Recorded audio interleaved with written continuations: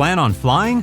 In order to board domestic flights, your driver's license or state-issued ID must be a real ID. Learn how to get your real ID today at tsa.gov/real ID or visit your local DMV. I'm accepting who I am. Bang. Hey, I love a meditative bang.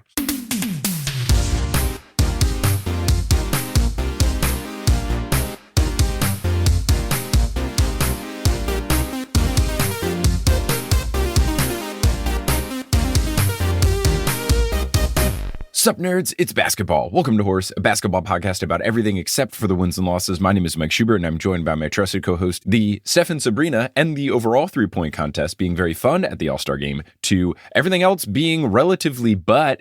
It's Adam Amawala. Adam, how's it going? Burn it down, man. Let's just, I don't even have the words. I miss the old days, and I know I sound like a get off my lawn sort of guy, but man, almost every year I go back and just watch the fourth quarter of the 2001 All-Star Game, and I reminisce on the good times.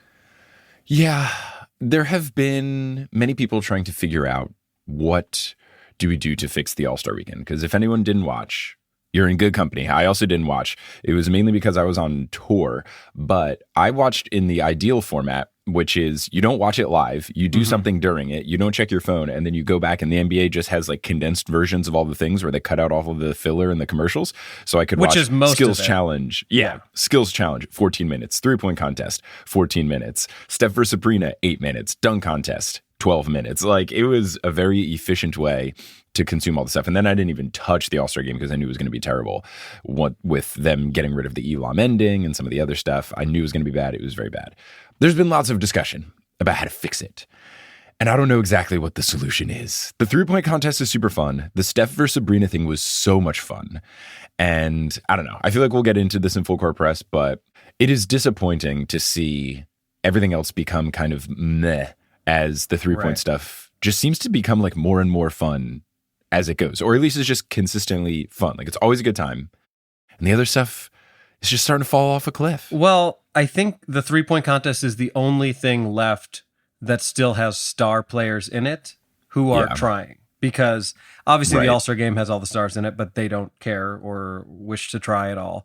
And then the dunk contest has become just a rotating circle of G League guys, which is not to disparage the Mac McClungs of the world. And again, we'll talk about this more in full court press, but like the 3-point contest seems to be the last vestige of what we wish the All-Star weekend could be. Yeah. We'll get into it. Let's get ready to get into it, though, by heading over to the Teal Memorial Locker Room, which is filled with beverages, but not Starry. Okay, good. Because, man, I Is it too late now to drink Starry? Ooh, have they done that in a commercial yet? No, but they should. They should. We're too good at marketing to drink companies on this podcast, and they aren't listening. You mean like the Jim Beam? Like the Jim Beam. Yeah. God. Oh my goodness. That's pretty good. I would like to see what percentage of Starry's marketing is in specifically NBA All-Star Weekend compared to everything else. And it's a lot, yeah. And you know what? I kind of don't hate it. Like, there should be more brands that are just like, we sponsor one thing and we put all the money into that. And then you just associate our brand with this one thing. So, I don't know. Anyway, we're in the Teal Memorial Locker Room. You know who else is here? And they're also not drinking Starry? Everyone in the world, but also our producer-level patrons. Yes, our producer-level patrons. They still have vintage cans of Sierra Mist, which is all that Starry is. I've heard some of them have Surge and Citra. Oh, and then some people got the special 20-year anniversary of Baja Blast, which you can now get in stores for a little bit. Let me tell you, I had Taco Bell a couple of weeks ago, and I got a Baja Blast. And I had maybe 4 sips. It's just like nauseatingly sweet, right? It's so good, but just like after you have a couple sips, you're just like, I feel like my blood type is like B positive from Baja Blast. Like, it's my blood type is BB positive now. Anyway, our producer level patrons are here, and those producer level patrons are Polly Burge, Kendra Hadley, Salvatore Testa, Siobhan Ellsbury, Doko Chasing Taco Falls, Bang Bang, Roast Beef Debris. How about them world champion Denver steamed nuggets? And shout out because I got to meet Lisa at the Denver live show. They were very sweet and they apologized for us having to say it. And I was like, no, Denver needs to brag more. The media is not hyping them up enough. I'm glad we say every single time the world champion Denver Steam Nuggets. And we've committed to continuing to say it until they are no longer world champions, which might be later this year, might not be. We'll have to see. They're still looking good. Anna Reid, Steph Curry, and his replacement Splash brother for 3. Bang. Clay has moved to the bench. Oh, I thought you were saying that like, oh man, yeah, that is kind of sad. Oh, I wasn't going for the Ionescu reference, which would be more upbeat. Yeah, but I was the going new for Splash more, sibling. You're going for Clay is on the bench. That's okay. He's embracing it. And I like Clay as the story of people in their older age recognizing that you can't do everything. I went skiing in Denver and I only went on blues and greens. I didn't do any black slopes because I recognize it's just not worth it. But part of you the didn't process. Get injured. That's the huge thing. Huge day. You did a whole ski tracker. It gives you all these stats, and it was cool. But I would have loved if one of the stats was number of injuries. Listen, I mean, we talk a lot on this show about it not being about the wins and losses, and increasingly, the older I get, the less it is in my personal sporting life about the wins and losses. Anytime I play a game, it can be softball, it can be basketball, it can be just hopping on the old Peloton. If I do that and I'm not injured at the end, it was a win. Yeah. Maybe I need to get a little bit more up there in age because every time we lose a softball game, I want to murder everyone. Yeah, I don't know why I said that. I'm still thinking about the semifinal and it haunts me. Fucking AJ ruined that. Oh, I wasn't even I was talking about our Monday Fast Pitch League where we were on the cusp of getting to the finals. That was just us not playing a good game. The other one, our team was rolling, we were vibing, and then this guy that we don't like showed up and just destroyed all the vibes. Yeah. All the vibes. Yeah. Fuck you, AJ, if you're listening to the podcast. I hope you don't play this year. And if you do play this year, and again, for the purposes of anonymity, we're going to call him AJ, which is his name. His actual name. I don't know his last name. If I did, I would say it. Let's continue onward. Hi, Trish, Nicole Shepard, Chase Underillo, Mr. Bubbles Plays Ball, Naked Rachel, Sidney Crosby is a vampire, Chelsea's cousin, who I also met. Chelsea's cousin was at the Denver show. That was super fun. They were super nice. And Ginger Spurs Boy and Balls to the Wall. Zzz. There you go. You know, we don't have Starry as a sponsor for this, but you Hashtag Starry, not Starry. You know who we do have, though? Or what we do have? I think we're about to have a tab check. So tell us about Tab for a Cause. We are going to have a tab check with Tab for a Cause. So Tab for a Cause is a pretty cool thing. You can raise money for charity just by using the internet. That is pretty sweet. You go to tabforacause.org/horse. You install it in your browser just in a couple of clicks. And then every time you open a tab, you get a nice little picture of either nature or architecture or something. You can customize widgets. You might see some ads in the corner, but those ads raise money for charity. And then you can pick what charities get supported. It's honestly pretty sweet. So we'll do our tab check right now. I only have 2 tabs open. I have 18. All right. Hey, that's pretty good for you. That's a low number for me. And I will say my 2 is just because I have not used my computer at all today except for this for horse. So I have 1 tab up for our G chat and 1 tab up for some sports and news related things to discuss. And that's about it. Fair enough. So it's okay. But if you go to tabforacause.org/horse, you can turn that tab energy into charitable goodness. So that is our sponsor. Now we're going to take a break for some other ads, unless you're listening on Patreon where you get ad-free episodes. But those ads are locally inserted. And once those ads are complete, we will get into the rest of this episode of Horror. Plan on flying? It's time to upgrade to a real ID. Because in order to board domestic flights, your driver's license or state-issued ID must be a real ID. Or you'll need another acceptable form of identification. So don't wait. Find out how to get your real ID at tsa.gov/real ID.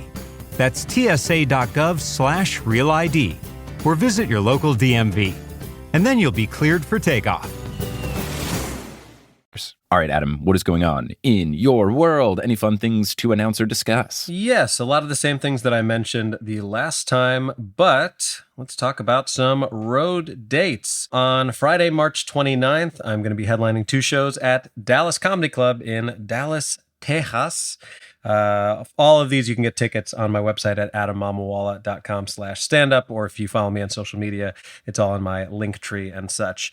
Then I've got a Northeast run. I'm doing a little indie room in Manchester, New Hampshire on Wednesday, April 10th, followed by a couple nights in Portland, Maine. The main one is at Empire Comedy Club, where I'll be headlining at 10 p.m. on Friday the 12th. Then I'm headlining 2 shows in Boston the following night, April 13th. I'm going to be hosting a corporate event in Miami. You can't come to that. It's a private thing. I'm sorry. But I'm going to be setting up some other shows in the Miami area. That'll be I think the first week of May, like May 6th, 7th, and 8th.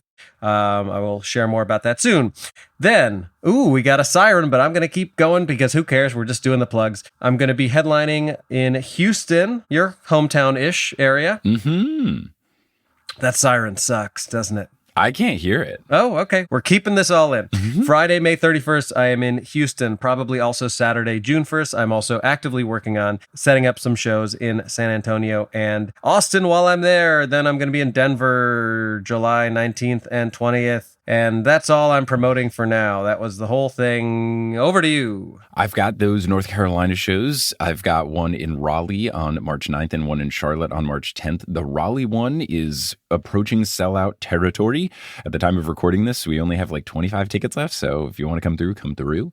And then the Charlotte show, I'm in talks to try and get it streamed. So if you do not live in the North Carolina area and you want to watch the show, I'm trying to get that one to be live streamed so that everyone across the globe can watch it, and it would have a replay and stuff too. But I would say just, follow. That's for the Noose Olympian half Potterless show. So if you just follow those on social media, you'll be up to date with announcements there.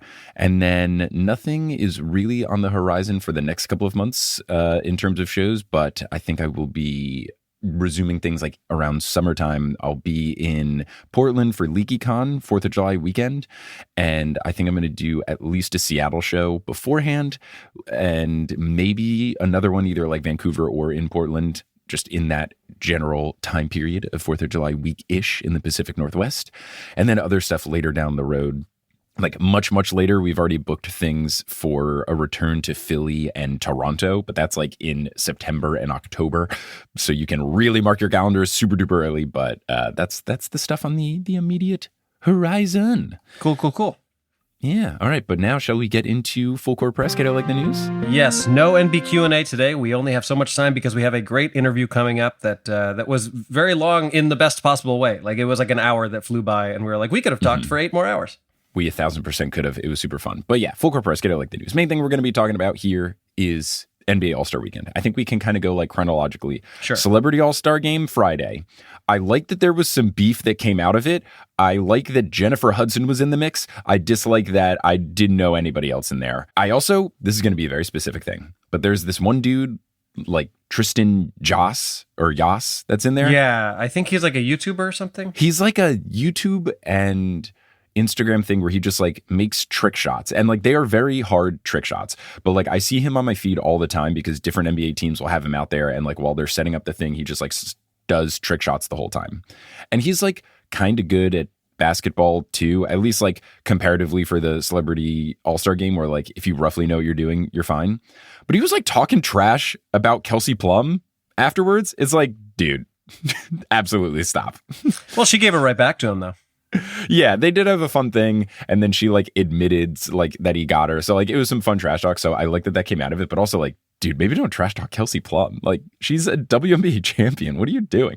But we got to get more. I would love to see the Celebrity All-Star Game get more hype. I don't know that we ever will do it, but I don't know. I do believe she called him a little mole rat, which I enjoyed. She did, which is good because he does kind of look like that.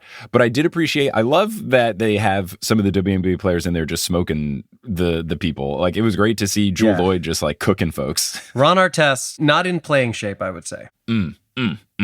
So then I guess Saturday we've got Steph versus Sabrina, which was awesome. It was super cool. She shot from the NBA 3-point line, still used the WNBA ball, which I think is fine. I do feel like we need to go back to the rookie game, because on Friday night I completely forgot that existed. It was really fun actually. I would say it was much more competitive than the All-Star Game was, because it's guys, the way they have it divided now is I think it's like a rookie team, a sophomore team, an international team, and then a G League team. So it's like G League All-Stars. And those guys are hungrier than anybody because they realize they have this platform to show how good they are and hopefully get like a 10-day contract with a professional team. So I actually enjoyed that a lot. I would say if you have, 20 minutes, it's worth going back and just watching like the condensed highlights of it. Like there was some pretty cool stuff. Wembanyama's team lost, which was kind of a surprise, to the G League team, I believe. I don't know if I'm getting it confused, but Yeah, that was worth all of these things. To your point earlier, they're worth watching in like a condensed 5-minute version, but to devote your entire night or weekend to watching any of them or to paying the exorbitant prices to go see them in person, like as much as I've always wanted to go to the All-Star game, I don't know that I would do it anymore. Like I'm not sure that I could justify spending $300 or $400 to watch guys fuck around. Yeah, now that the Knicks are good, I had this genuine thought because next year's All-Star game is in the Bay Area. And my buddy Salvatore Testa, who is one of our producer-level patrons, he lives in the Bay. And I was like, oh, whoa, I could go. I wouldn't have to stay in a hotel. Salvatore had room. I could crash at his place. And then I thought, or I could spend $500 on going to a Knicks playoff game because the Knicks are good now. Like it's such a different. That would be a more fun experience than an All-Star game. It would be right. It would be so much better. Now, if the All-Star game became what it used to be, that's a whole nother situation. But in its current state, I don't want to drop the big money on it. I sometimes think the best time to go is after a terrible year because you know they're going to try to do some sort of correction next year, and maybe you'll just like luck into a better game. But we'll get to that in a second. I don't want to go out of order. So anyway, that was the other thing on Friday night, and I enjoyed it. I thought that was pretty well done. Now Saturday they start with a skills challenge. I guess what was kind of cool about it was they had this like funky light up court this year. Yeah, where they it was used almost the LED like court. Yeah, it was like NBA Jam but in real life. So there were different spots that were hot spots, and they were using that during that rookie sophomore international game as well, which was kind of cool. It was like you could shoot from the 4-point area or that sort of thing. So, but again, the shooting contest, it was like everybody was kind of walking through it, because apparently it's not cool to try hard. The skills challenge has just gotten ridiculous because it's like, I saw a side-by-side photo of how hard the passing element used to be, where you used to be passing through like an actually tiny hole. And now it's just like, basically, if you can throw it to the other half of the court, you've accomplished that part of it. I believe the Pacers team won. They did, right? After the tiebreaker of shooting half-court shots. Which is so silly. When you said the shooting challenge, was that something different, or was that just like the part of the skills challenge where they were making shots? I don't even know. To your point, I was like passively watching it. But there was a component where like there were different spots on the court and the three people were out there and then they had to So the thing with the skills challenge is like, I liked some of the things they were doing. I liked that thing where they had to shoot and they couldn't shoot from the same spot and stuff. I just think it was too long. Like there were too many things. Honestly, the one where they have to like dribble around and do stuff used to be fun and has now become like not as good. Honestly, I thought the passing thing where they had the things moving up and back was kind of fun. And the thing where they had to shoot was kind of fun. And it should have just been that. The thing that I missed the Shooting Stars challenge where they used to have a current player and WNBA player and an NBA legend. And they would just have to make like certain shots. It almost felt like the thing that you did at MSG where like they had to make a certain number of 2-point shots, 3-point shots, and then a half-court shot. And that was awesome. And it was cool when they would really like get people all from the same city so you could get like Karl Anthony Towns and Maya Moore and Kevin Garnett. It's like, oh, all Timberwolves and Minnesota Lynx legends. Cool. Like I think that was really fun and I do miss it. I remember there was this run where like Chris Bosh was just like really good. I think it was like there was a run where Chris Bosh was elite and Swin Cash was elite as well. And it was just like super fun. So yeah, skills challenge was fine. I think it was like way too long. Even me watching the condensed version, I was like, oh my God, this is going on forever. So then Steph versus Sabrina? Then it was a 3-point contest. Oh, 3-point was actually, before? Steph versus Sabrina was like the headlining act kind of. I didn't realize. Contest. So 3-point contest was first. Damian Lillard ended up winning that one, but it was pretty good. I mean, there were some strong rounds there. Yes, it was very fun. I enjoyed it. I thought the tiebreaker thing was interesting that they had to do. It was kind of confusing, but I thoroughly enjoyed it. I was glad Jalen Brunson did very well. He was one shot away, I think, from making it into the finals. So that was cool. It was competitive. It was fun to see stars, but then also someone like Malik Beasley, who's shooting very well from three, but isn't a big deal. So it was a fun lineup. I thought it was cool. The light up court was cool. And I overall enjoyed it. And then Steph and Sabrina was super cool, lived up to all the hype. I liked it. It was just like high stakes, one round, that's it, just go. And so what was funny, she set the bar high. I mean, she literally got the same score that Dame did in the finals to win it. And you said that was after the 3-point contest? So that's weird because my least favorite part of All-Star Saturday and specifically Steph and Sabrina was Kenny Smith. The man needs to go away. Like he's always been pretty bad, but this year was egregious. And I could have sworn, because I watched these just like in no particular order. I watched Steph and Sabrina first when I was watching them because I was like, I want to see how this went. And the comments he was making about Sabrina were so reductive, and he was kind of like putting down her score. The fact that she went after Dame 1 with 26 and he didn't mention that at all or hype that up at all. He was like, oh, well, you know, she only scored 26. Like, she could have got more if she shot from her line. It's like, she just did the same as the guy who won the dudes event. That's so weird that it was after. That makes me dislike Kenny Smith and his performance there even more. That's atrocious. Yeah, it was kind of one of those things where the sorts of people who were going to have a problem with her would have found a way to do it anyway. Like, even if she had a perfect round, people would have been like, well, she still used a smaller ball. Like, there was never going to be a way that there weren't going to be at least some people criticizing. I guess I understand if I'm giving Kenny Smith any leeway at all, which I really don't want to, nor do I think he deserves. I guess the point he was trying to make is like, well, why shoot from a distance that you're not usual to shooting from, as opposed to the WNBA three-point line? Like, if you're going to use your own ball, why not use your own three-point line that you're used to? Which, like, I guess. But I think the point is that, like, it should have been a celebration of how incredibly impressive it was that she just got a 26 from NBA range. Yeah. Which is...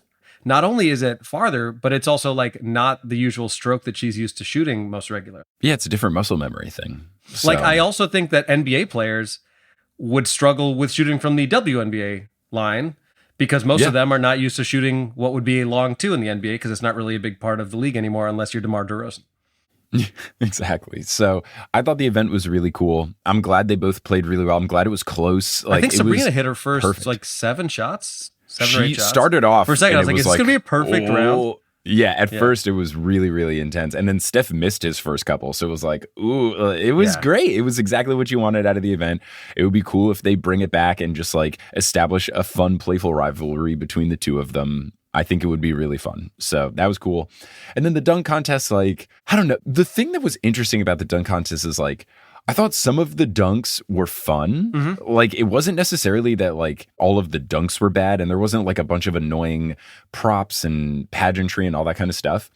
What was really frustrating though was just that like Jaylen Brown was not good, and clearly they were trying to make an agenda of like get him into the finals 1000%. To get more stars in. And if it was close, that would have been fine. But like his dunks were worse than Hawkes's and Jacob Toppin's dunks. Yeah. Well, Jacob Toppin definitely got screwed, but Jaylen Brown... That 360 through the leg one he did was so cool. It was very cool, and Jaylen Brown, he wasn't even like getting up. Like, it seemed like the ball was barely clearing the rim.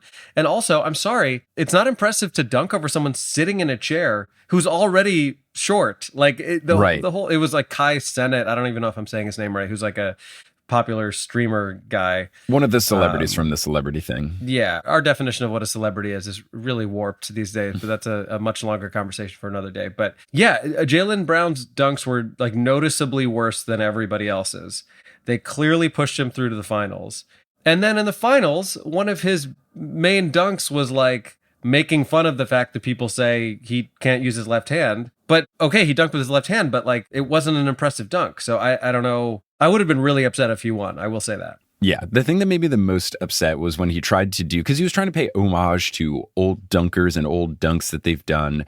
And he tried to do the D Brown thing where he covers his eyes with his arms, but he didn't do it until after he finished the dunk. And that's just nothing, man. Like, he should have been immediately disqualified after that. I don't know where I saw this. I don't know if it was like in our group chat or if I saw it on Reddit or something. They should switch the dunk thing rather than giving scores. They should just let all the dunks happen, and then they should just rank them 1, 2, 3, 4, and then just take like whoever had the highest ranked dunks, and then you just get like points for that. I guess so. I do wonder in that case if there would be some recency bias, if like the person who went last would have some sort of built-in advantage because then people have like forgotten how much they liked the dunk from 3 players ago. But yeah, there has to be a better way. And it's tough because like on one hand, you're like, oh, well, all of us watching, we seem to know that Jaylen Brown wasn't doing very well and we should be able to vote. But there would always be a way for people to manipulate that. And then it just becomes a popularity contest of like, well, Jaylen Brown is way more famous. So if a bunch of Celtics fans decide that they all want to vote for him, regardless of how good his dunks are, then that also won't work. But I do think, and full credit to Mac McClung, who's an incredible dunker and also played his ass off in the G League versus, rookies game. it's not the same when you don't have the star players in it. Like Vince Carter doing what he did, part of it was that the dunks were incredible, but part of it was that he was one of the stars of the game at that time, or the emerging stars. Some people like to blame LeBron and say like, oh, well, LeBron never doing it set the tone for this next generation of star players not doing it. But I guarantee you, if you had the likes of like a Ja Morant or Anthony Edwards in the dunk contest, it would be a different tone. There would be a different excitement just leading up to it. And I don't really know how to fix it. Maybe just get rid of it. I don't know. I think we need like 4 people who are friends that are all good at dunking and very competitive to be like, we're doing it this year. You know, like how the Knicks have all those guys from Villanova. Like it doesn't work because they're not all big dunkers. But if there were like 4 NBA friends who are all good at dunking and they were like, this is our year, and because they'll actually care because they want to beat each other, right? That's what you would need. But get Ryan Arcidiacono in this dunk contest. Let's go. Yeah. Get the big Ragu in there. Dante DiVincenzo in the dunk contest. It'd be great. Jalen Brunson only doing tiny little barely dunks. Yes. Let's do it. And then we've got the All-Star game, which I didn't even watch. But then when I saw the final score was like 211 to 189 or whatever, I was like, all right, I'm out. Good. Glad I didn't watch a second of it. Yeah, I watched it and there was very little to be excited about. Dame Lillard hit a couple half-court shots. Mm-hmm. So... yeah. Wait, did I get confused? He did win the 3-point contest, right? Yes. Yeah, Dame did. Mm-hmm. And then who won the MVP in the All-Star game? Couldn't tell you, but I could Google it. All-Star game MVP. It was Damian Lillard again. He won both. Yeah, so he did win both. For a second, I got confused because I was like, wait, did he win? He did, yeah, he won. Well, quite a weekend for Dame. Both. Big weekend for Dame. But then Adam Silver, who was very upset when they gave the championship trophy over to Giannis's team, he said something to the effect of like, well, your team scored the most points, so congratulations, and then handed the trophy over. Because apparently there was a lot of talk amongst the players in the league and everything that they were like, we got to try this year. Everyone's got to try this year. And Adam Silver was convinced that they were actually going to try this year. And he had hyped up that people were going to try this year, and then nobody tried. And like, I get it. It's basically their vacation and no one wants to get hurt. And like, there's a lot of teams actively in the hunt to win it this year. So if anyone got hurt at the All-Star game, it would be like especially bad. Right. But I don't know. We need something to make it happen. And I think it's just like, we need just like a menace to get invited to the All-Star game. Like, people are talking about all these structural things. We just need one guy to care way too much. And unfortunately, we don't like someone like a Draymond Green or, you know, Pat Bev in that game. That's exactly what I was going to say. Like, if there was ever a world in which one of these people that is just an absolute basketball person who cares way too much, someone are like far too competitive, then it would work. But we just need someone. And like, honestly, that could be Victor Wembanyama starting next year, because he was furious at Anthony Edwards for shooting with his left hand during the skills challenge, because Anthony Edwards is right-handed and he was goofing it. And Anthony Edwards asked about it and he said, I'm just trying to have fun. And then Victor in a separate interview said, winning is fun. So like, maybe Wemby just blocks everyone's shots and they get pissed and then they start trying. Like, Wemby could be the All-Star game savior. He could be. Yeah, it's really tough because I do understand what you're saying, right? Like, there's so much money at stake that if they did play really hard and then somebody turns an ankle or something worse happens and they get injured and they're out for the season, then everybody's going to be all over the All-Star game for like, well, why are we, jeopardizing these guys? It's similar to late baseball reference here. World Baseball Classic last year, which like people care about, but like Jose Altuve got drilled, broke his hand, and was out for like the first 2 months of the year. There was a closer, I think, who tore his ACL. People were, The problem with Altuve is that no one was banging a trash can saying that he was going to get hit with a ball. So he would have known it was coming. Yeah. But the point is, people were upset because, it was the closer for the Mets who like tore his ACL celebrating. So yeah, I don't know. But the thing is, I know the league has changed a lot, but when you look back at those games from the early 2000s, the caliber of players there was just as good as it is now in terms of like their importance in the league. You're talking about like Kobe Bryant going head to head with I don't know who was best in the East at that time, but Kevin Garnett or whoever it was. Yeah, like so. And then didn't Kobe break Dwayne Wade's nose in an All-Star game? Like, I think I'm sorry. I think it was Nash and Kobe. Okay, but I know somebody broke their nose. Yeah, a nose was broken. Yeah, we'll have to see. So I've heard multiple people float the idea of like changing it less of like on-court stuff and more making it like an NBA convention, like make it Comic-Con, but for NBA.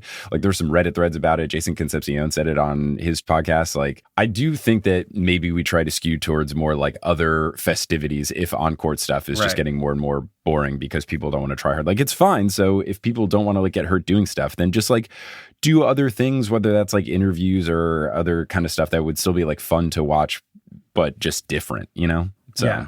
I do want to make a quick clarification before we wrap this up. You were right. It was Dwayne Wade. And this article says Kobe Bryant, quote, loved Dwayne Wade breaking his nose during an NBA All-Star game. And it says, we all know Kobe was crazy about winning and would do pretty much anything to get an edge on his opponent. But this story from Dwayne Wade about the time he accidentally broke Kobe's nose during an All-Star game and picked up the first and only flagrant foul in the event's history just adds to the legend of Kobe's competitive fire. But it basically goes down to Kobe saying that like he loved that he broke his nose in an All-Star game because it meant that everybody was trying. And I guess we need more of that energy. Yeah, we just need one person can fix it, and maybe it's Victor Wembanyama. Now, only other thing I want to talk about full court press, get it like in the news, is the funny thing that happened around All-Star that allowed me to get free NBA League Pass for a year.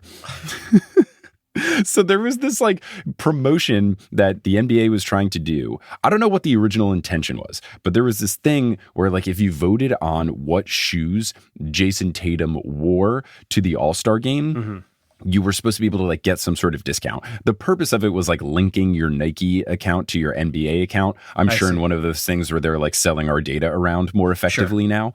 So I think that was their purpose of it. I think you were supposed to get like a discount to Nike or maybe like one free month of NBA League Pass or something. But instead what happened was you got 12 free months of NBA League Pass Premium, which is like you can see all the stuff. There's no commercials. You can watch full replays, everything.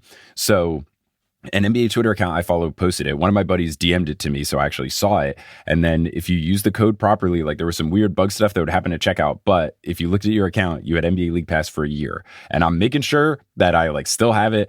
But what's great is I got an email from the NBA because they like send you emails every now and then like, hey, you can watch this game or like here are your perks, like, you know, things when you like join a new subscription service. And one of them was called like about your account. And I was like, no, they're going to delete all the accounts that use this thing. And then open it was like, you have the ability to watch replays of games. Did you know that? Like, so I've got free League Pass for a year, feeling pretty good about it. I can't watch Knicks games with it, which is annoying. So I will still have to utilize different means of watching the Knicks because you can't like stream local market kind of stuff. But for any other game, I'll be watching. And the replay is the big thing because then I can just like watch a game the next morning and no commercials and it'll like go through quicker time. I gotta say, the League Pass does a fabulous job of something that's called all possessions. And it's essentially like a 30 to 40 minute condensed version of the game where you just it's as if you could just fast forward between every moment of action not happening. And it just shows really you literally every shot that's taken in the game. And it takes like 30 to 40 minutes. It's mostly become like, how I watch Bulls games at this point. Would it also have like misses and blocks and steals and like anything like that? Anytime somebody shoots the ball, anytime there's a possession, it shows you that. But all of the other extraneous stuff is cut out. This is like when there's Pocket Casts is the podcast app I use, and there's a thing you can do where you like trim silence. I don't do it because it like makes things sound too stressful, but it feels like that where you're like literally deleting everything that is not content. Yeah. Yep. Oh, man. Well, that was Full Court Press, Get It Like the News. And as we alluded to, unlike the All-Star game, we have something very fun to close out this episode. We were able to speak with the man who literally wrote the book on Trash Talk, and it's a very fun time. It's a great interview, and we will close out our episode with that interview with Rafi. So, as promised, the conclusion of this episode will be a very fun interview. We are here joined today by the author of Trash Talk, the only book about destroying your rivals that isn't total garbage. It's Rafi Kohan. Rafi, how's it going? It's going excellently. Thank y'all for having me on. I'm glad to be here. Absolutely. Our pleasure. Thank you for being here. For the people only listening and not looking at this, I want it to be known right off the top that I am wearing a shirt that prominently features Michael Jordan and Dennis Rodman, two of the all-time get in your head, talk a lot of shit, and emotionally manipulate you on the basketball court players. So it's an honor of your book. You know, Adam, now you're making me regret not wearing my custom printed shirt with John Starks dunking over Horace Grant and Michael Jordan. Wow. I assume you're also a Knicks fan, right? Yeah. Well, as I say to go. Mike, who's also a Knicks fan, I hope the memory of that will keep you going for the next 10 to 20, 30 years as I get to remember the championship. I'm talking shit right now, just, out of trying to do the bit here. It's all you're going to be able to do for the next 10 to 20 or 30 years while the Bulls keep going for that play-in, you know? Yeah. They keep getting that 8 to 10 finish. And I've already, I came to terms with John Starks dunk being the highlight of my, Knicks fandom, when I was 12 years old. So there's nothing you can say. I do have to ask, only because I unintentionally did it. As you're doing interviews to promote the book, do you find that people are weirdly adversarial and trying to talk shit just because they're getting into the spirit of it?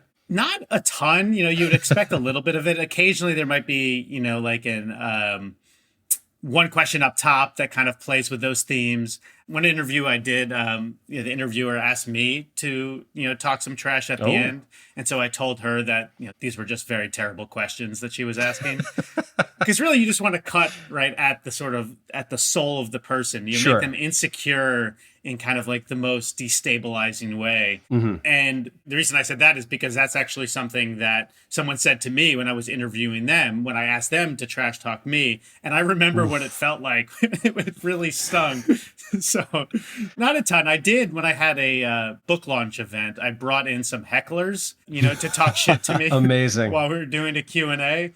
Which was fun in theory and less so when they had a few too many to drink, but it still was worth a try. That is the source of most heckling. As a stand-up comedian, I can attest to the fact that is largely where heckling comes from. And we'll get to this later, but I was fascinated at the part of your book that talks about roast battles, because I've done some of them. And it's a very interesting experience. We'll get to that later. Yeah, I thoroughly enjoyed reading this book. And I think what's fun is, you had reached out and I understood the concept and was getting ready to read the copy. And, I figured it was going to be covering lots of different elements of trash talk, not necessarily just basketball, even though I knew that was a focus of it. And I figured it would go into the history a little bit. I did not think that history would start with like ancient Greeks and Shakespeare and that far. And when I was on page 2 and you were talking about like the earliest instances, I was immediately hooked. Like, all right, like this guy is taking the correct approach to this. When it comes to researching that, that's stuff that can't just be done in an interview, and it's not something that you can just like pull up a YouTube video of Gary Payton's best trash talk examples or something like that. What was the process like of really opening up the history books to figure out the earliest instances of trash talk and its origins? He just slid into Socrates' DMs and, Yeah. I appreciate you saying that, first of all. One of the reasons I wanted to write this book is because I think trash talk, especially in the US, kind of gets written off as this, like unimportant, frivolous thing that's only existed for the last 30 years, like since Black people started playing basketball professionally, basically. Like that's when the term came about.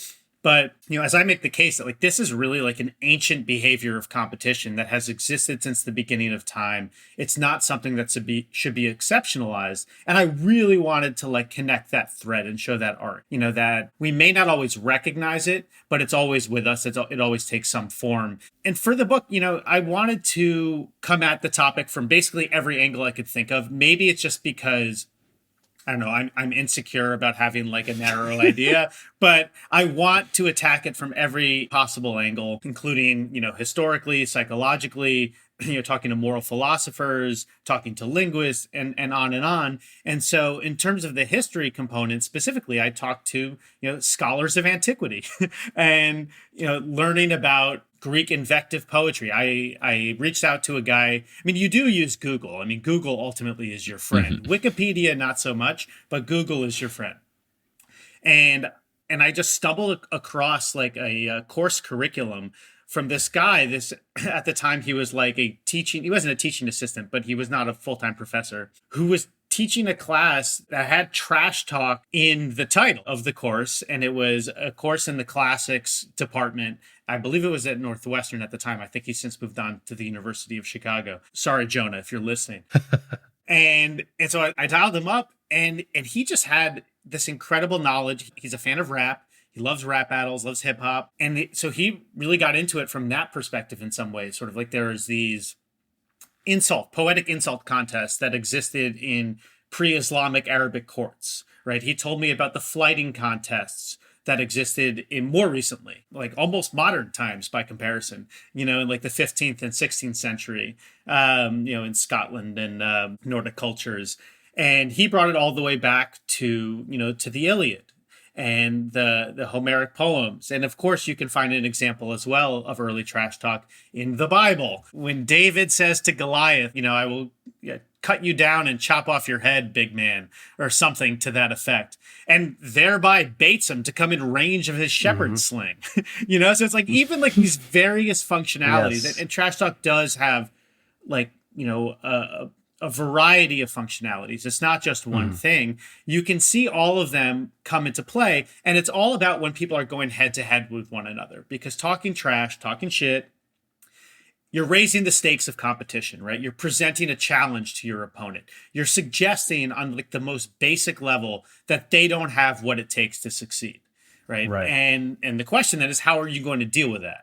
How are you going to respond to that? And you can use that to various purposes, again, right? To try to distract, to try to actually increase the arousal, the literal anxiety and arousal levels in someone's body, to up your own motivation levels or your teammates' motivation levels. Or when this is not so much in basketball, but when you look at combat sports, you think about Muhammad Ali and Conor McGregor, to simply invest attention in it, right? Because by raising the stakes, you make this thing matter more than it otherwise would. Mm-hmm. It almost becomes existential. Like who cares about the Knicks playing the Celtics? I mean, I do. I'm a Knicks fan, but there's no inherent reason to care about it. It's only because we make these things matter. And trash talk is a way to make something matter. One thing that I think is really interesting about the David and Goliath reference, and I'm curious what your perspective is on this.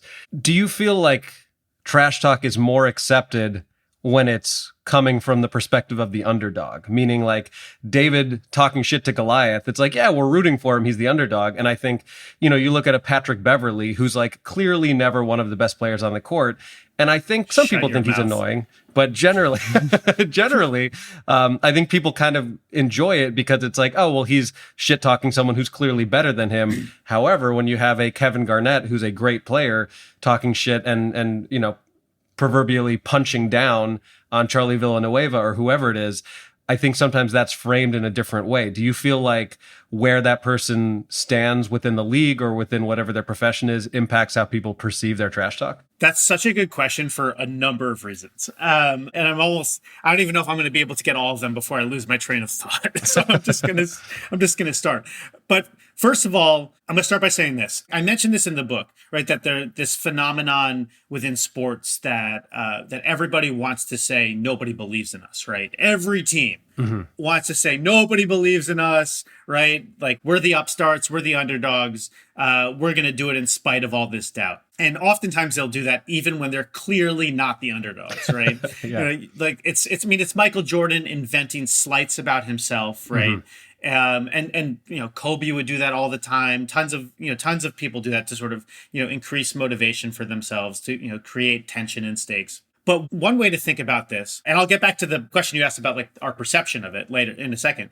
But one way to think about this is in terms of a concept known as loss aversion, right? And that loss aversion is sort of an idea within behavioral economics that the prospect of losses weigh in our minds, twice as heavily psychologically as the prospect of potential rewards, right? They're twice as painful as the prospect of rewards are pleasurable. And so the more that you can make someone think about what they have to lose, it actually makes it a more threatening situation, right? You start to get into a threat mindset, which is like one of the sort of like biological states that I talk about in the book. One of the mechanisms by which trash talk can actually have, a psychological, scientific impact on performance. So if you make someone think about what they have to lose, and actually you only have to make them think that they have something to lose, right? Because by having something to lose, that primes you for the threat mindset. I'll give you a quick science study that I don't mention in the book, but I think is really interesting.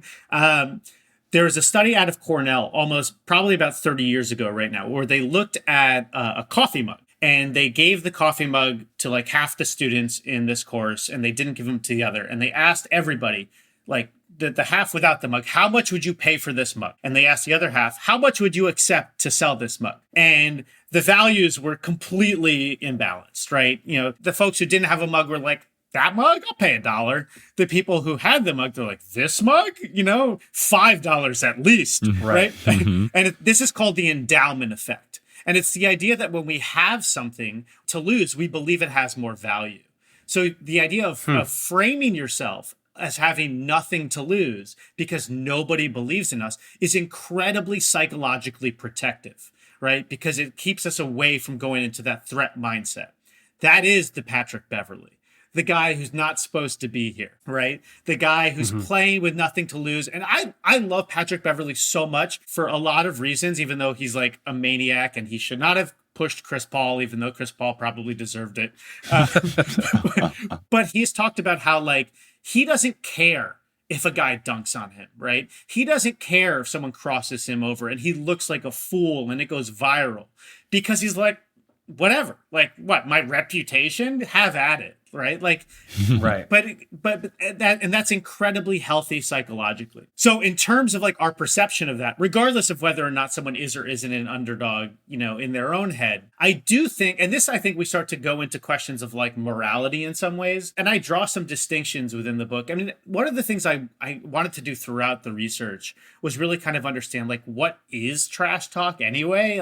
Like everything can't be trash talk. Like someone being an asshole to someone, we're doing a disservice to the concept like of trash talk, like as a kind of mode of communication, you know, within, you know, competition in particular. If we just say, you know, everything. Being rude to the cashier at Starbucks is not trash talking. You're just being an asshole. Yes, exactly. And so the power dynamics are, I think, really important, right? I think the idea of talking trash by presenting this challenge, it is in fact inviting a response, right? It is the suggestion that we are on an even playing field.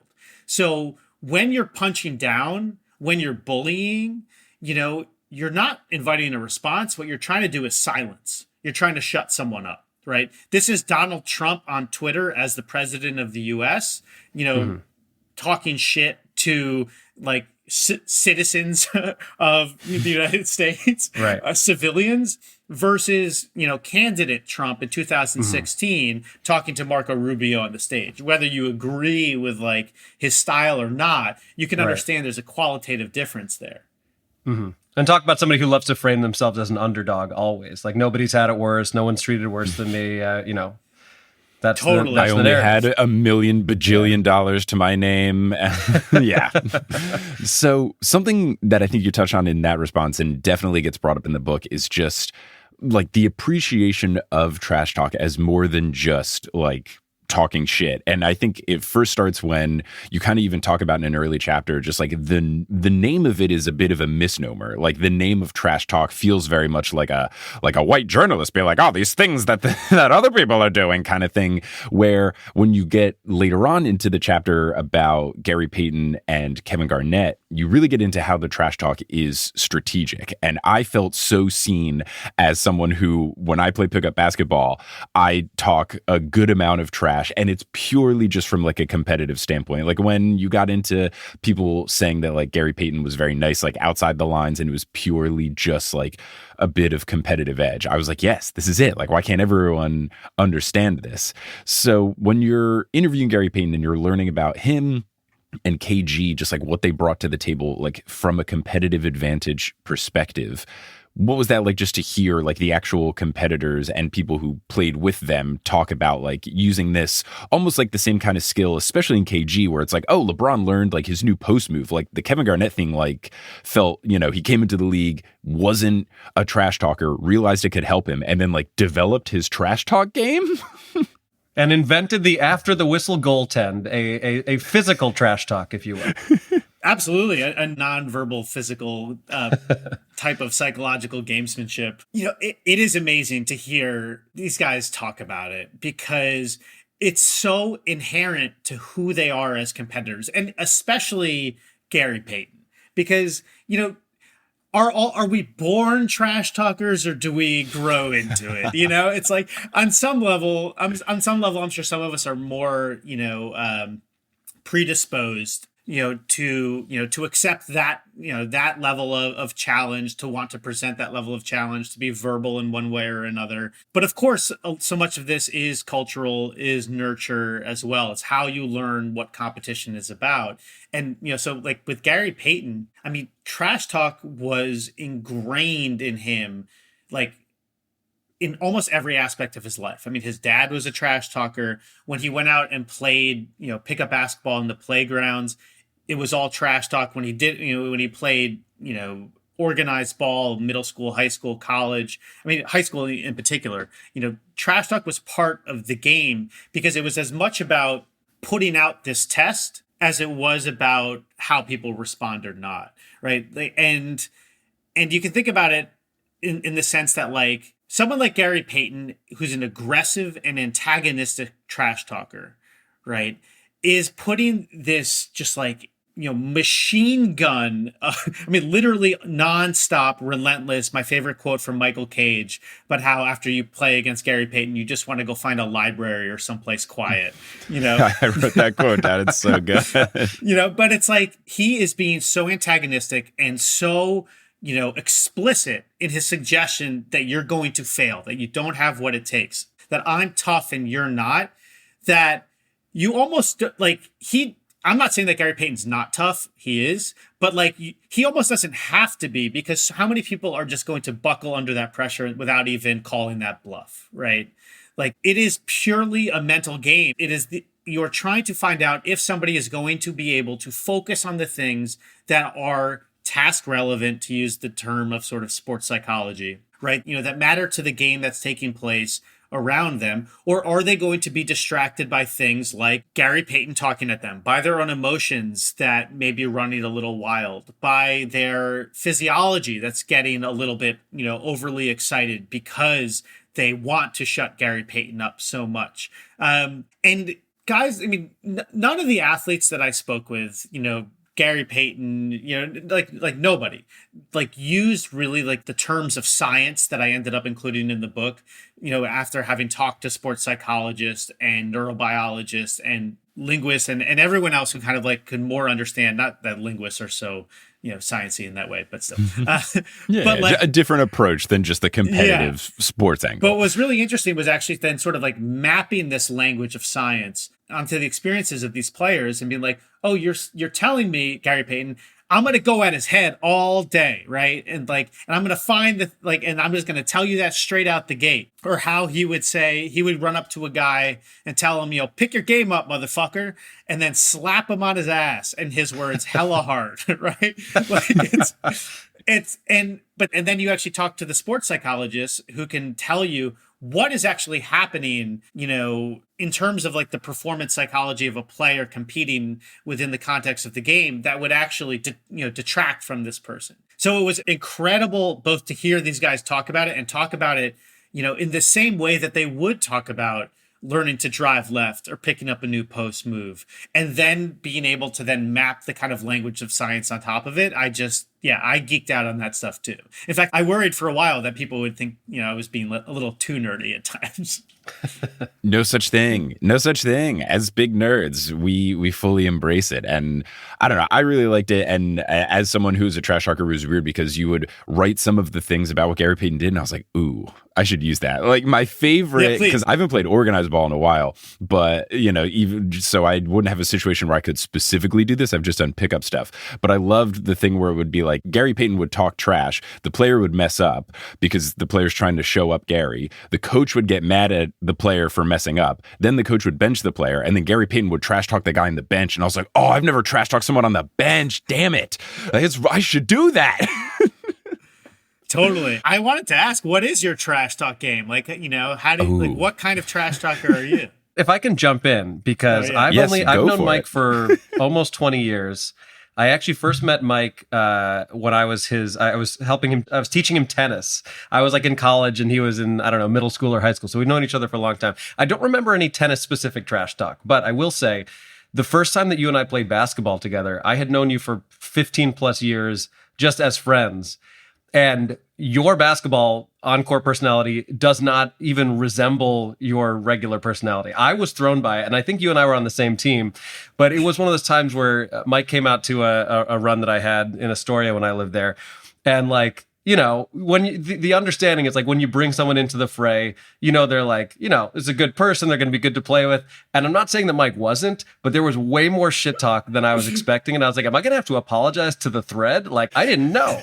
It's never, I wouldn't say it's like over the top or inappropriate or mean. Like, I don't recall you like insulting someone's appearance. It's all within the context of playing. But you'll definitely like, you know, get up in someone's grill defensively. You'll like chirp at people. How would you describe now that I've given the backstory here? No, I think you absolutely nailed it. And I think like to go to a quote in the book that you had about Gary Payton, I think you said something like, for Gary Payton, it was never personal, even when it was personal. I think the thing for me is I would take out the even if it was personal. I'm not going to make fun of someone's like appearance or, you know, their family situation or anything like that. But if you airball a shot, I will say, ooh, close. And if you, especially in pickup, if you like complain about, you know, like me, because I'll do the like KG thing that you talked about where like he kind of like puts his head into people. Like you interviewed the referee. The referee said like he's doing these things that aren't necessarily fouls, but they're just annoying. Like I'll do those things. And then if someone complains, I'll just be like, just call a foul. All you have to do is call a foul. So I think it's a lot of just like making people feel bad about themselves, but because of their performance. So like if someone does, like I'll keep the stats. So like if someone misses 3 in a row, I'll be like, 4 times a charm, you'll get it. Or there was a time where like there was a college pickup game I was playing, and there was a guy who like kept shooting threes and missing them.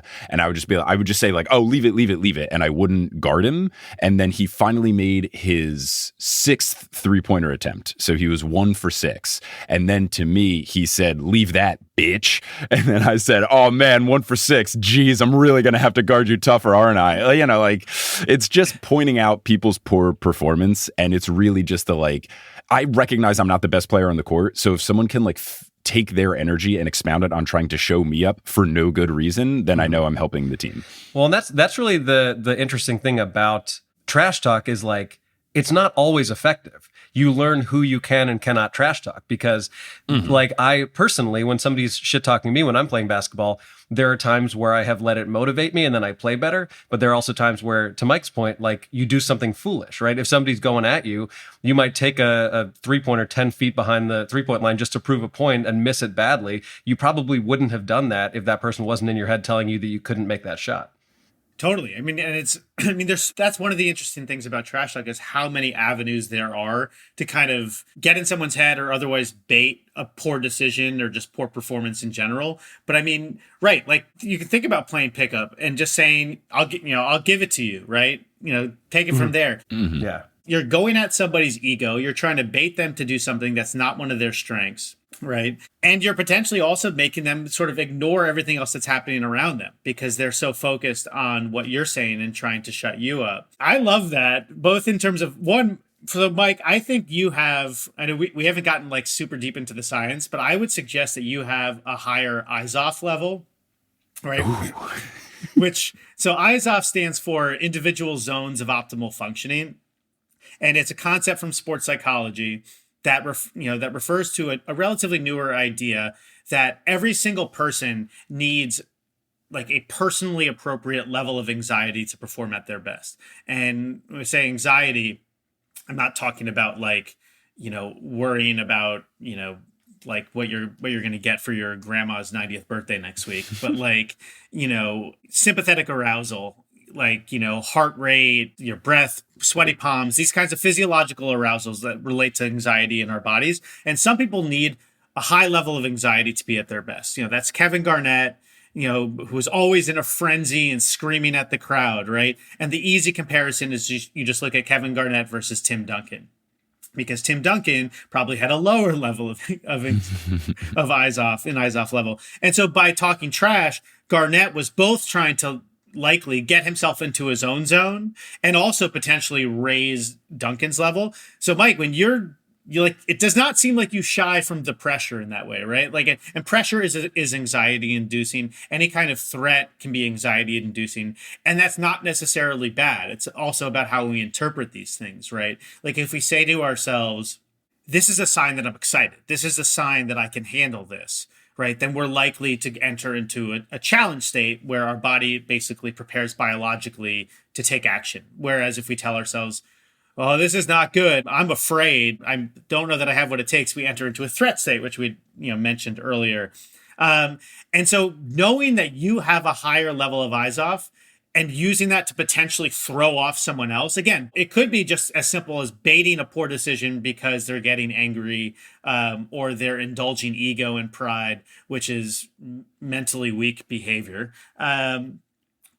Or it could be that someone else is like, oh yeah, I'll show you, and they start to get revved up. I personally, I'm kind of like Adam. I wrote this in the book, but like, there's been very few times when I have talked genuine trash along the lines that Mike is describing, like that kind of aggressive confrontational trash, where I'll say something like, give me the ball, or this guy can't guard me, or whatever.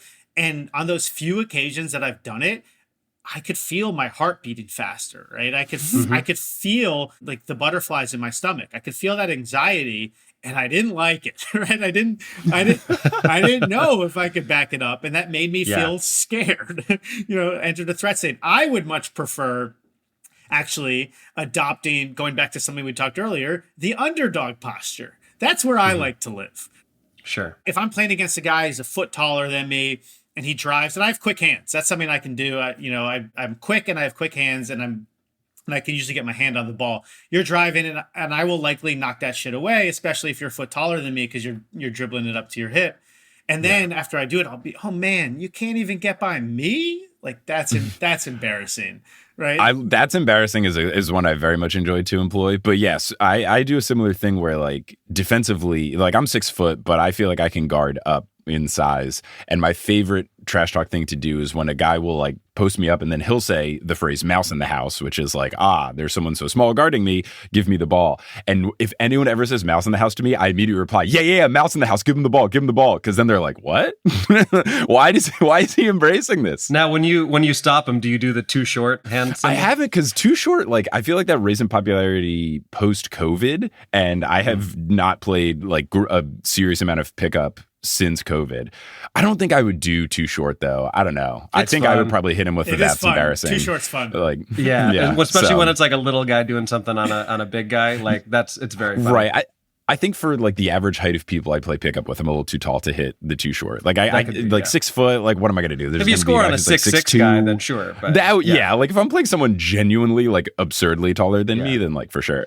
So Rafi, if you're not like a big trash talk guy, what was the inspiration to write literally the book on trash talk? I mean, I do love trash talk. You just don't employ. You're an appreciator, not a participator. And I am. It's not that I'm not into the psychological gamesmanship aspect of it. It's just more that like that particular avenue of it is not the right one for me. I'll get back to the actual book question in a second, but like if I am playing, I like to take the lay of the land, and you want to see,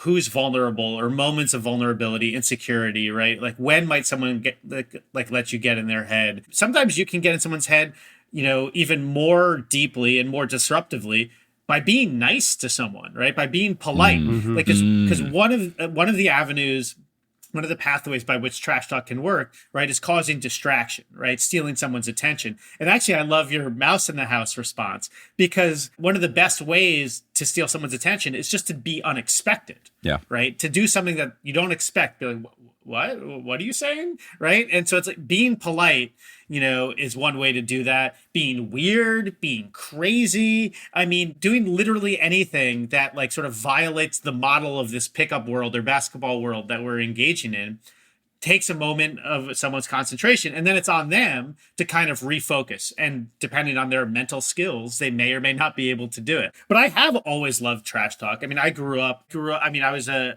kid of the '90s, right? I watched the Knicks teams and Reggie Miller. I hate Reggie Miller more than I hate Michael Jordan. I 1,000% agree. I couldn't agree more.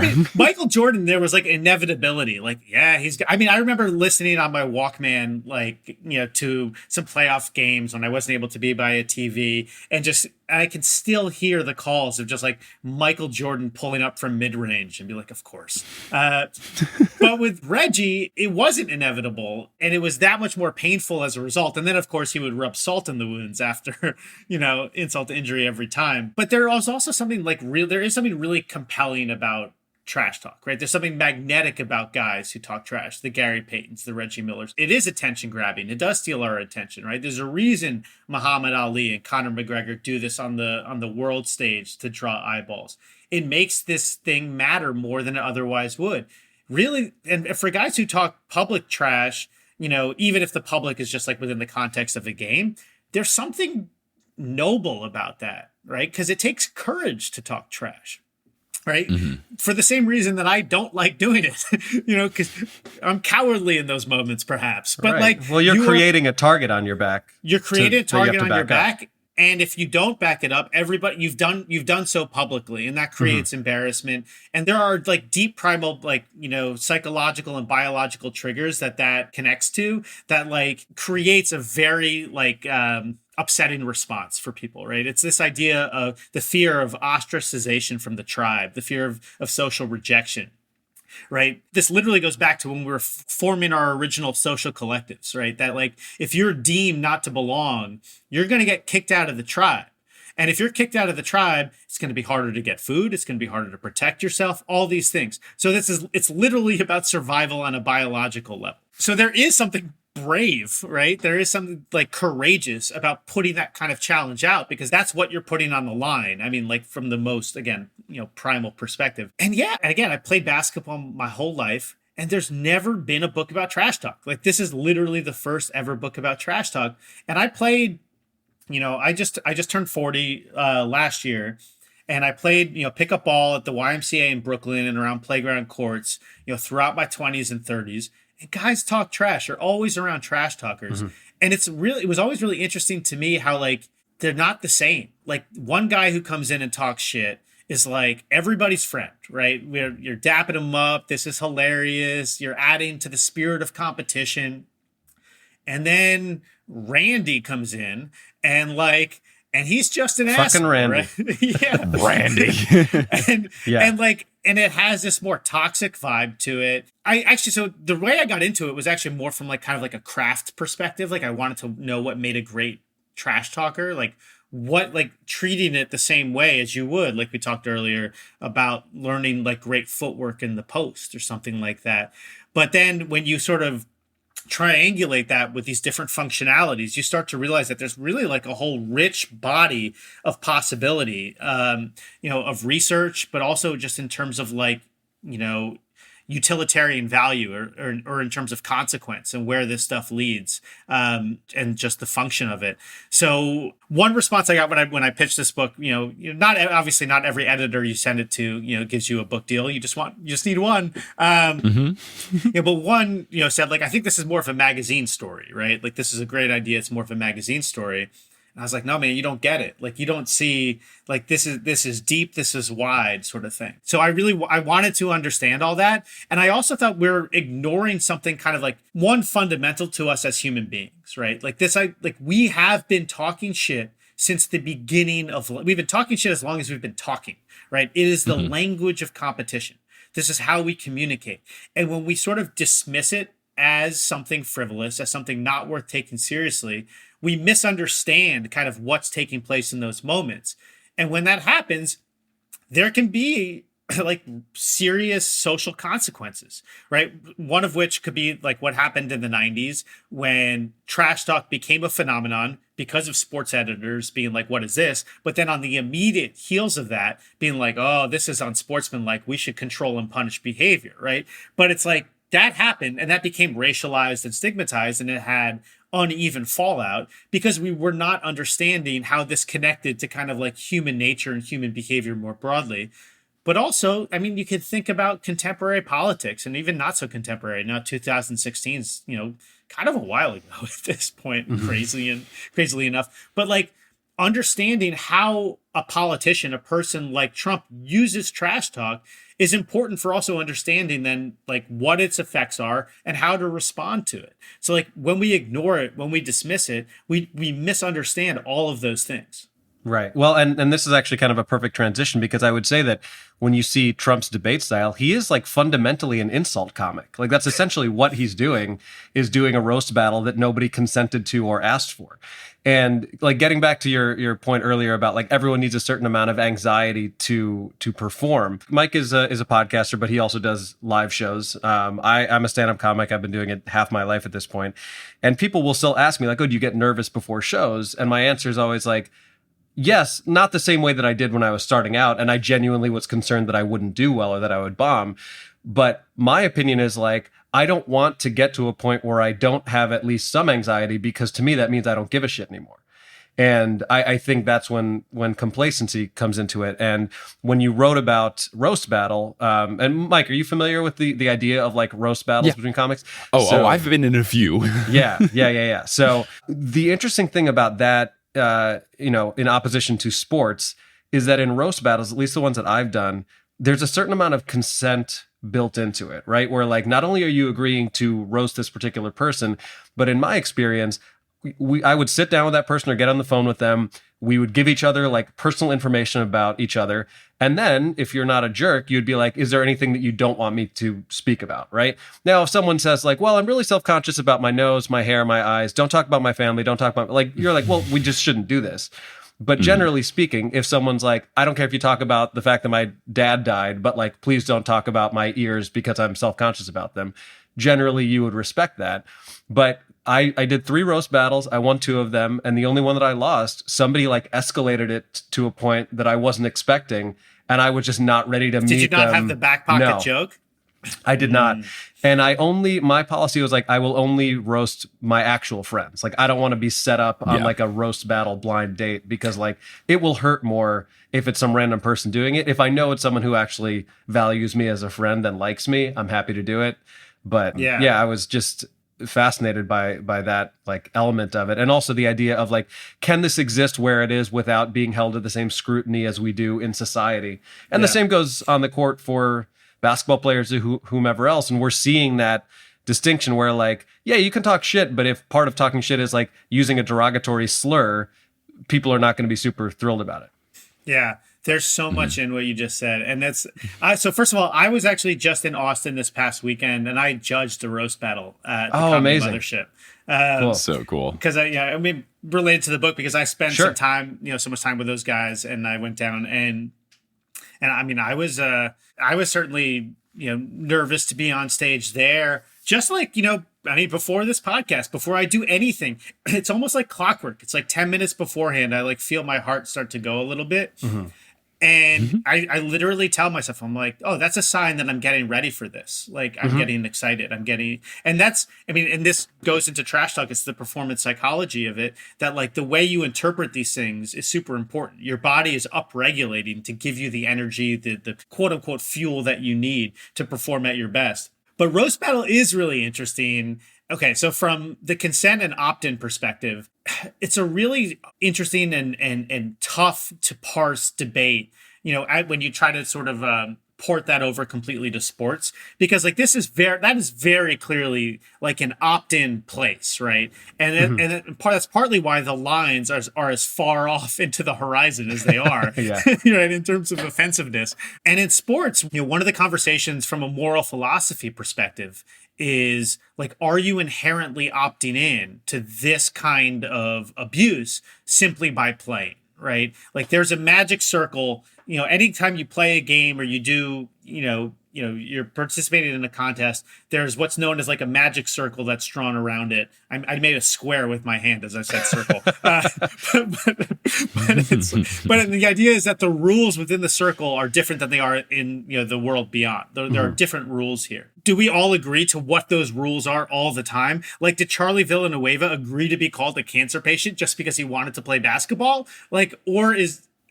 No, but it's almost the equivalent of like, you ever walk into a restaurant and they're like, we're filming here today, so by virtue of walking through this door, you have consented to being part of this. And you're like, well, I don't know if I really know what the terms are here. And I think that's a really good point, because it's like, and they're gray. The terms are gray. right? Right, Like, right. Like there is no rule book about this stuff. Like, which is why I really wanted to have the kind of like moral philosophy discussion in the book, because like I don't really land somewhere because it's hard to land somewhere. You know, it's more about showing that like these are kind of the tension points, right? Like even if you and I agree that there is a line somewhere about, you know, what's going too far, right? Maybe I'll tell Mike, you know what?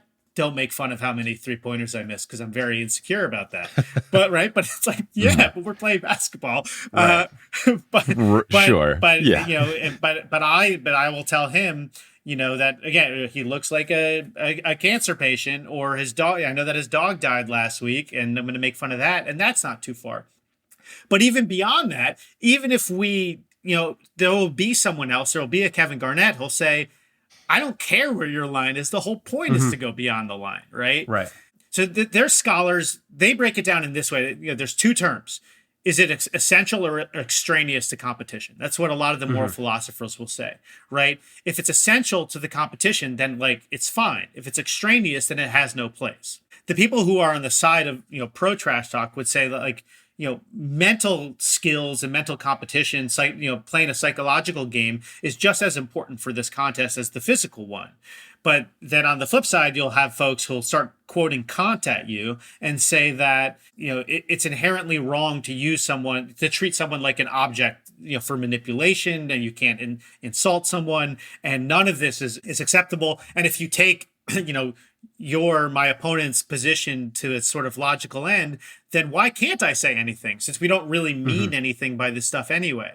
So it's gray area stuff. What I also thought was interesting about going back to your point about how the one time you lost someone went over the top on you, is so many of the roast battle comics that I talked to would tell me that it's like, even if you know, and they almost all have, right, these kinds of like meetings ahead of time, right? Or it's just over text, and we'll exchange, we'll get to know one another, because you want the battle to be good, right? Sure. This is a partnership. If every joke is like, he's not funny, like it's just not a good roast. Yeah. It's not. And you want to, it's like professional wrestling. You want to put your opponent over, right? If they got a good joke, you got to golf clap at it, you know?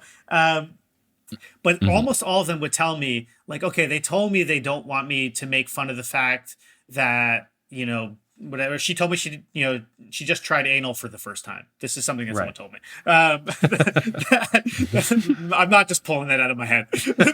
Yeah.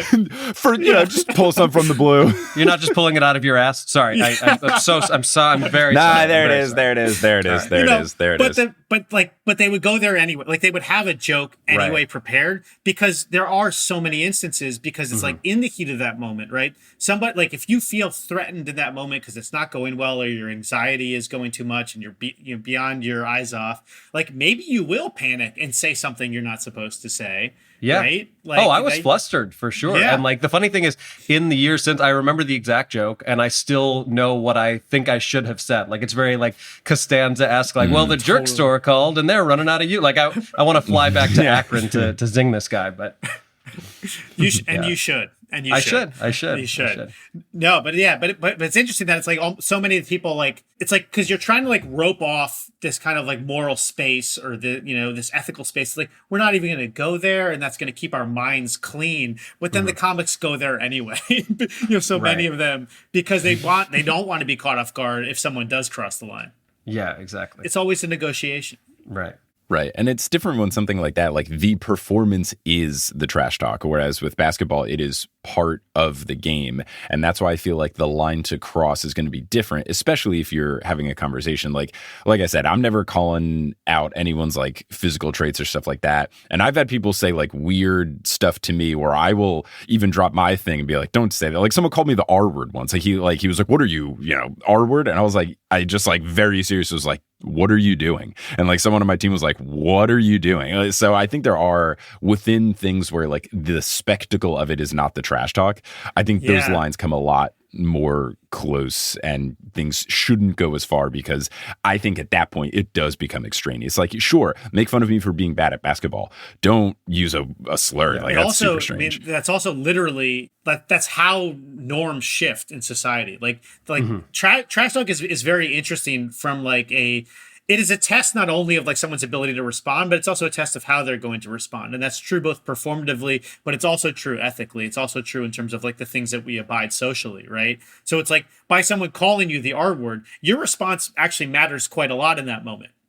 Because when you push back on it, you're saying, no, let's not shift the norms here, or let's in fact even tighten the norms a little bit if you think that this is cool, because like I'm not okay with this and I'm going to push back. Whereas even if it's, you can make a choice in that moment, and this is where actually competitive and moral imperatives sometimes come into tension with one another. If you decide, I need to focus on my game, like I know he said that, but I'm just going to block out that distraction and just get back to what I need to be doing. Even if that happens, you're allowing that to be said. You're allowing that norm to shift, even if it's just the context of, you know, a pickup basketball game. And I find that to be a really interesting tension that, like, you know, like Carmelo Anthony, I think it was a couple years ago, he called out a fan, you know, for saying something racist. And when I saw that happen, I was like, good. Like, of course, I'm glad you did it.